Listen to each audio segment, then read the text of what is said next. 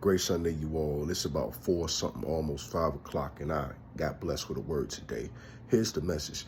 You do not have to have what the world says you have to get what God says you will have. I'm going to say it again.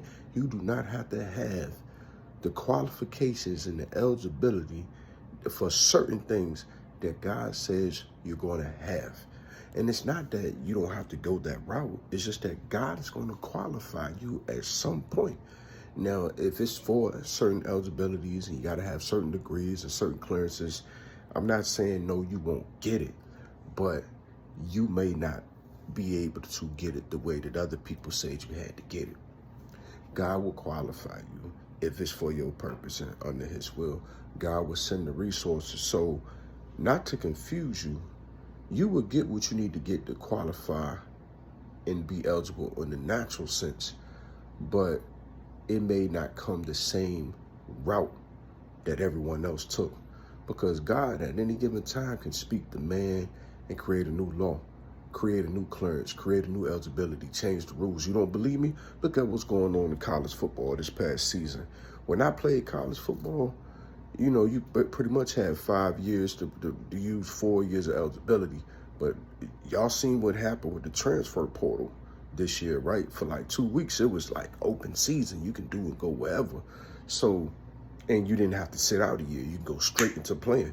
Correct me if I'm wrong with the transfer portal. If you keep up with NCAA sports, you'll see. But it wasn't like that in 06, 07, 08 when I was playing college ball. You know what I'm saying? It wasn't like that years after for a long time. But all I'm saying is Jesus, I believe Jesus is the human form of God himself.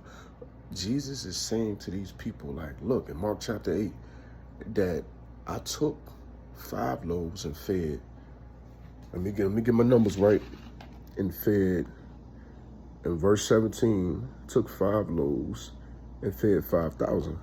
And then in verse 20, it says, also when I broke the 7 for the 4,000. So the math ain't mathing for me. And when God allows and permits something for you, the math ain't gonna math for a lot of people in a natural sense. But in the spiritual sense, it looks like the disciples or some followers of Jesus, I say disciples because he asks in verse 27, like, who do people say that I am? But whatever this group is that's being talked about in verse 22, then came to Bethsaida, and they brought the blind man to him. Let me see. But this group, whatever this group is doing, now when Jesus and his disciples went out to the towns of Caesarea, all right, I'm going to say that, or Caesarea, Philippi, and the road he asked his disciples, saying to them, who do men say I am? All right, a little bit before that. But it's a group preparing to go somewhere, and they only had 1 loaf of bread. And he uses the 5,000 to feed 4, and the 7,000, the 5,000 to feed 5, and the 7,000 to feed. The 5 loaves to feed 5,000, and the 7 loaves to feed 4 as examples, because this group only had 1 loaf. He uses this to pretty much say, look, if I said I got you, I got you. I just need you to go. So back to how I started this video. You don't have to have what people say you need or have to have to get what God said you will have. You do not have to have what people say you would need to have to get what God says you will have. Because Mark chapter 8 is a reminder that if you don't believe that the Bible is a real credible source to come from, I get it, but that's a hell of a story.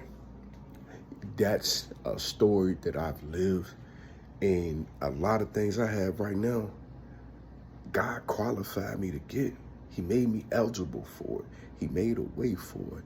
And if I did not have, and a lot of times I did not have what people said that I needed to get, what people said I was going,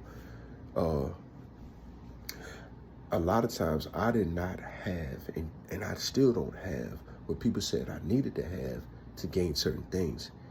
And God rewrote history using me.